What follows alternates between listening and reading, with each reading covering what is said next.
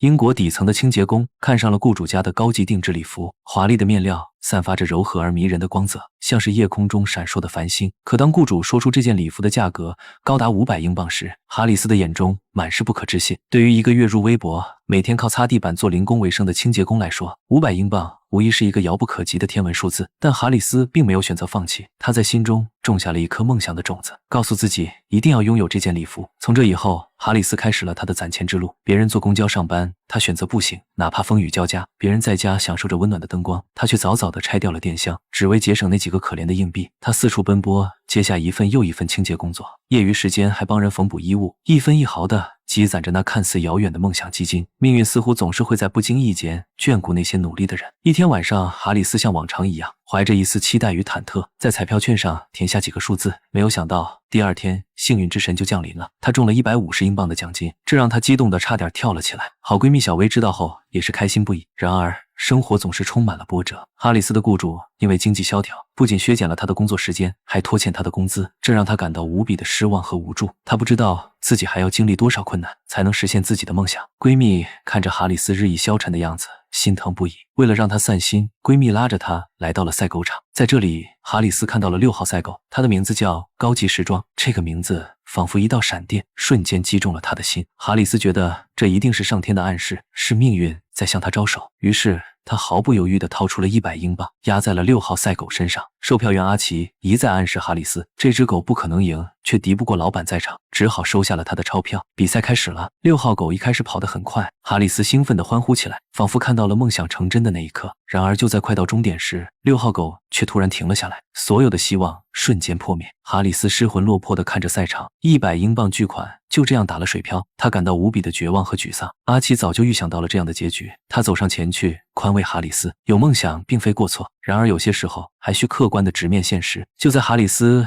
以为与礼服无缘的时候，幸运却接踵而至。一天他在回家的路上，突然发现水洼中折射出一抹亮光，他捡起来一看，竟然是一枚昂贵的钻戒。这枚钻戒对他来说无疑是一笔巨大的财富，如果卖掉它，买礼服的钱就足够了。然而哈里斯没有丝毫犹豫，他带着戒指来到了警察局，将其上交。他知道这枚戒指不属于自己，他不能因为一时的贪婪而失去自己的原则。他的善良和正直终于得到了回报。几天后，军队派来专人为他补发了丈夫多年前以身殉国的抚恤金。警局也派人来告诉他，钻戒的失主找到了，还慷慨地留下一笔钱作为拾金不昧的奖赏。赛狗场的朋友阿奇也来找他，说很抱歉没能留住他的100镑，但自己偷偷藏下了10镑，并为他赢回了100多镑的本钱。Just promise me a dance at the Legion.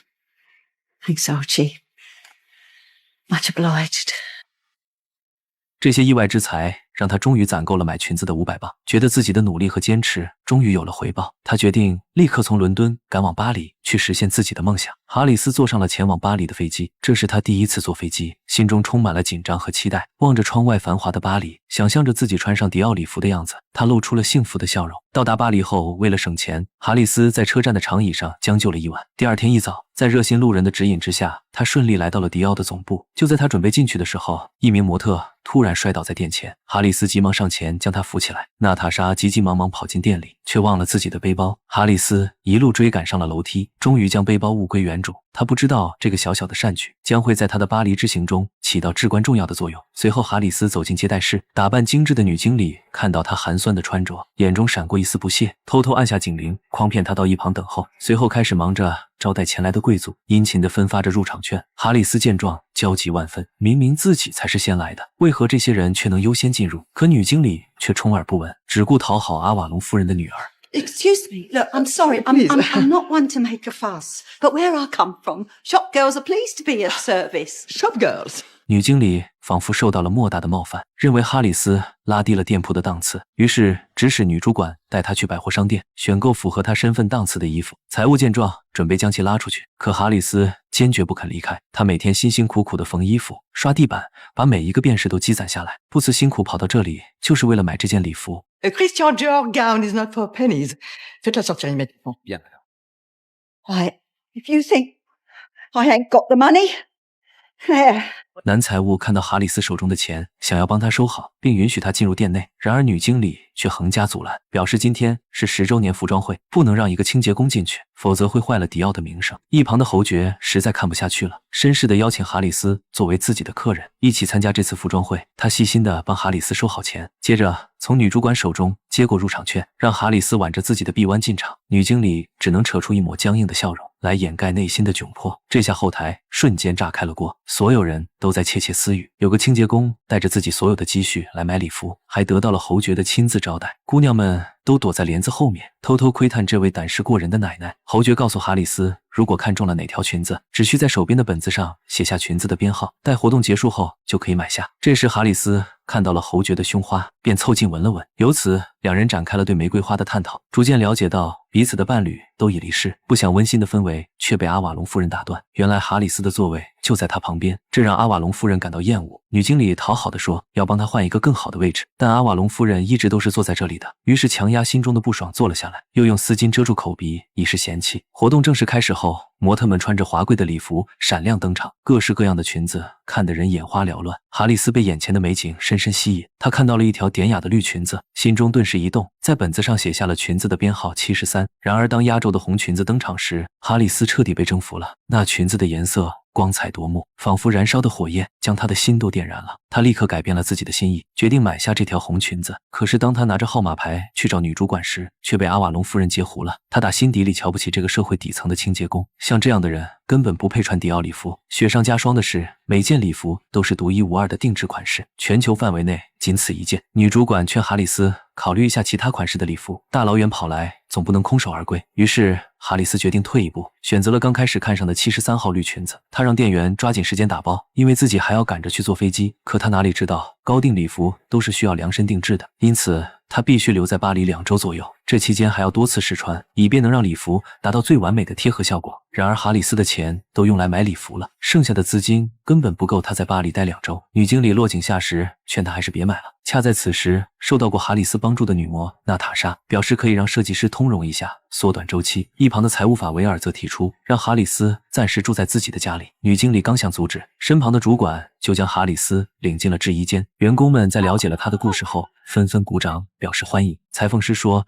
哈里斯的身材跟模特一样，而他则用英式幽默来调侃自己的身材，逗得所有人哈哈大笑。在完成了第一次测量后，娜塔莎早已开车等在门口，这让哈里斯受宠若惊。虽然两人才刚认识不久，但彼此间却感觉非常的亲切。沿途娜塔莎特意路过最具巴黎特色的景点，带哈里斯领略美好的风景。两人结伴来到法维尔的住处，面对屋内杂乱不堪的景象，哈里斯下意识地动手整理起来。待法维尔提着食材返回时，被焕然一新的房间惊住了。他略带歉意地向娜塔莎解释家中的凌乱，慌乱中购物袋又打翻在地。两人同时俯身捡拾，不料额头重重相撞，只得红着脸彼此致歉。晚餐时，哈里斯敏锐捕捉到法维尔对娜塔莎的好感，巧妙将话题引向对方钟爱的文学作品。巧合的是，法维尔同样痴迷于那位作家，顿时打开话匣子侃侃而谈，这让娜塔莎心底悄然滋生出异样的情愫。夜幕降临，哈里斯凝望着灯火璀璨的巴黎天际线，仍难置信自己真的站在了梦想之地。接下来的日子里，他往返于高定工坊，在缝纫机的嗡鸣与绸缎的摩挲声中，意外获悉迪奥之家正濒临绝境。挑剔的贵妇们总是对定制的礼服不满意，找各种理由拖欠付款，致使公司连员工薪资都难以维系。哈里斯对此感到惋惜。这天，他再次与侯爵不期而遇，得知他还要在巴黎停留1周后，侯爵便邀请他去花市赏花。两人漫步私语间，侯爵赞叹他胆识过人，竟敢倾尽积蓄只为定制一件礼服。哈里斯坦言，闺蜜也不能理解他的行为，认为太过荒唐。然而侯爵却坦言对此感同身受，说每当目睹如此绝美的礼服时，总会唤起对往昔韶华的追思。Roy, don't write me off just yet. Oh, 1,000 apologies. Oh, no.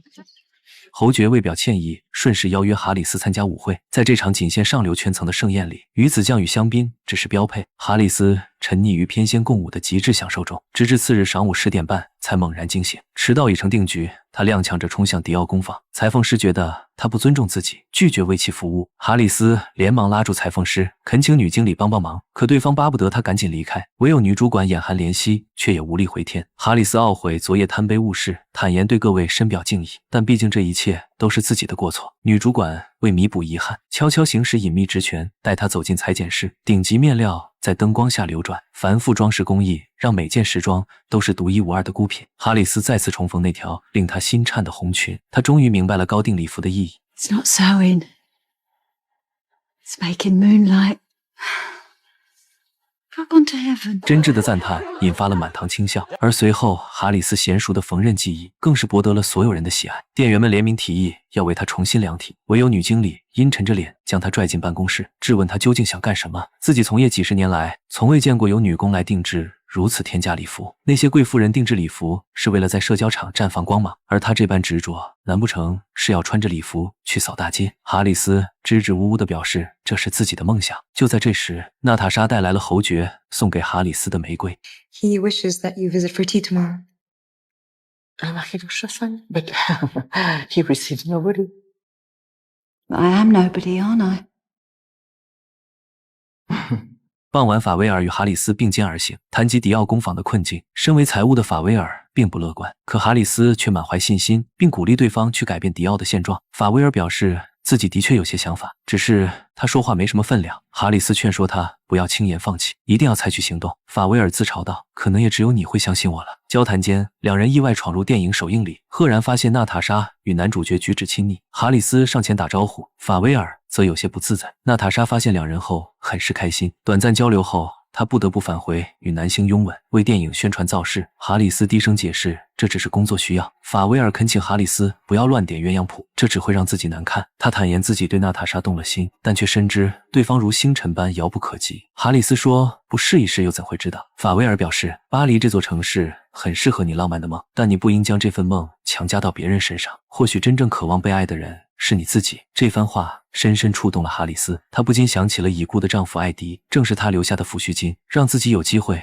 踏上巴黎这片土地。难道是他冥冥之中指引自己来寻觅新的缘分吗？次日，哈里斯准时赴约，来到侯爵宅邸。侯爵拿出珍藏已久的照片，坦言自己小时候在寄宿学校常常遭到同龄孩子的欺负，好在有位叫做拖把太太的清洁工一直对自己关爱有加。侯爵第一次见到哈里斯就倍感亲近，因为他很像那位拖把太太。哈里斯恍然大悟，原来一直都是自己在一厢情愿。侯爵眼中闪烁的并非爱慕，而是对往昔温暖的追念，于是匆匆告辞后离开了。他明白，即便自己有了高定礼服，却仍是挂在木架上的衣裳。灰姑娘的童话终究只是童话，水晶鞋永远不属于擦地板的姑娘。次日，哈里斯再次踏入迪奥之家，撞见数十名员工正提着行李陆续离开。从现场混乱的情形判断，这家百年老店显然遭遇了财务危机。他立即拦住所有人，组织大家一起去讨个说法。女经理示意他无权干预公司的事，不想哈里斯竟要直接去找老板谈判，也就是迪奥先生。沿途又有闻讯赶来的员工加入，哈里斯带着情绪激动的雇员们强行闯入集团办公区时，法威尔试图阻拦。哈里斯强调，这是他证明自己的契机，随即将他推进总裁办公室。他希望迪奥先生能给法威尔10分钟时间，或许这个年轻人能拯救濒临绝境的迪奥。法威尔见状，只能硬着头皮提出革命性方案。他建议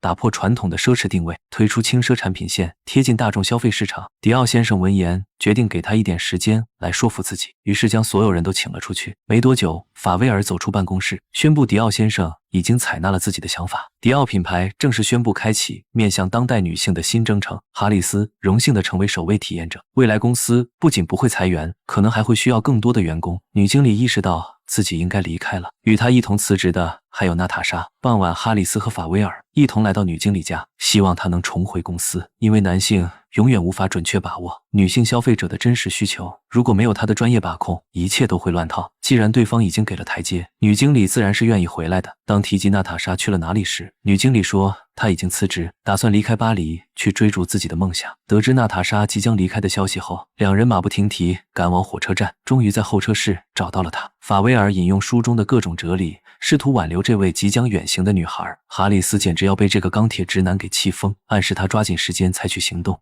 For God's sake, just kiss her. Yes, for God's sake, just kiss me. 次日，哈里斯最后一次踏入迪奥之家，倾注心血定制的礼服终于完成了，看上去熠熠生辉。这次的巴黎之行圆满结束，哈里斯提着行李箱回到了自己的家。傍晚，他的一位雇主不请自来，哭诉自己遇到了困难。原来他要去参加一个盛大的晚宴，这对他来说十分重要。但因为这段时间哈里斯不在伦敦，没人打理他的衣服，唯一像样的礼服已经破旧不堪。最终，善良的哈里斯忍痛取出自己的高定礼服借给对方。巧合的是，这件礼服意外的合身，雇主千恩万谢，以示感激，随即匆匆赶去赴宴。第二天早上，哈里斯去雇主家工作，拉开窗帘准备清扫时，竟发现自己的礼服被随意扔在沙发上，上面满是灼烧的痕迹。原来雇主根本不珍惜哈里斯的礼服，只是将其当成了自己成名的工具。他为制造话题，故意靠近壁炉，让礼服腾起火苗后再被熄灭，进而成为整场舞会的焦点。哈里斯用力揉碎雇主给他的赔偿金，离开这里时将钥匙从门缝丢了回去。迪奥的高定礼服对哈里斯来说不仅仅是一件衣服，更是承载着他无数憧憬的梦想。可如今他连一次穿上它展示的机会都没有，就眼睁睁看着礼服被对方恶意损毁。哈里斯失魂落魄地来到泰晤士河边，将与那件礼服相关的回忆和自己曾经的梦想一同抛进了河水之中。他一连几天都没有走出家门，闺蜜和好友阿奇担心他想不开，便破门闯了进来。大家都劝他一定要振作起来。自此以后，哈里斯再也不去追求所谓的梦想了。当他看到雇主丹特夫人的高定礼服时，也没了任何兴趣。丹特夫人询问他看没看新闻，报纸头条正是那个用迪奥礼服制造焦点的女人。哈里斯的心又一次被戳痛，一气之下，他主动提出辞职，并要求把所有欠款一次结清。You can't leave me. Them days are over when you can treat people like scum and expect loyalty in return. Good day, my lady. 一天晚上，哈里斯正在种植花卉，房门突然被人敲响。快递小哥给他送来了礼物，还有一大捧玫瑰花。他撕开包装纸，发现竟然是迪奥寄过来的，里面还有一封信件。亲爱的哈里斯，我们看到了报纸上的新闻，这则新闻让我们的礼服大卖，但我们却由衷的替你感到难过。你真是太善良了。你离开巴黎后，阿瓦隆夫人的丈夫因涉嫌挪用巨额公款遭到了逮捕，现已入狱服刑。他当初定制的那件红色礼服没能完成付款，如今我们决定让裁缝师傅重新修改尺寸，并将它寄给你。玫瑰花则是侯爵特意为你准备的，希望你能永远开心。这次千万别让新礼服再靠近火焰了。至此送上我们所有的爱和最温馨的感谢。在政府精心筹备的退伍军人舞会上，柔和而璀璨的灯光倾洒在舞池。哈里斯身着那件他精心准备的礼服，缓缓步入会场。朋友们全都惊呆了，刹那间，整个会场的目光都聚焦在他身上。他毫无意外地成为了众人瞩目的中心。阿奇微笑着说：“你和以前截然不同了，全身散发着独特的魅力。”哈里斯表示，这都是礼服的功劳。阿奇却不这样认为，一个人的内在美会无形提升他的气质，而礼服只是使其更加夺目罢了。You a dance, don't I?